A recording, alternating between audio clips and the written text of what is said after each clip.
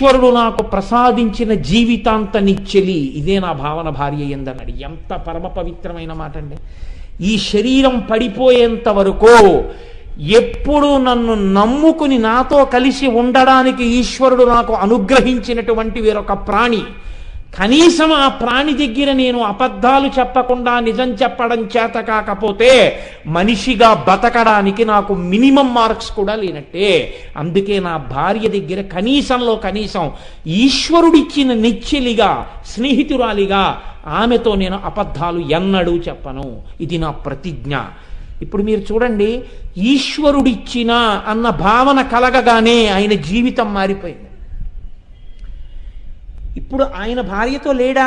ఉన్నాడు, వేరొకడు ఉంటాడు. ఈ భావన ఉండదు. ఏమండి నిన్న 500 పెట్టుకున్నారు, ఇవాళ 50 రూపాయలే ఉన్నాయేమి అని పొరపాటున అడిగింది అనుకోండి ఆవిడ, ఎందుకో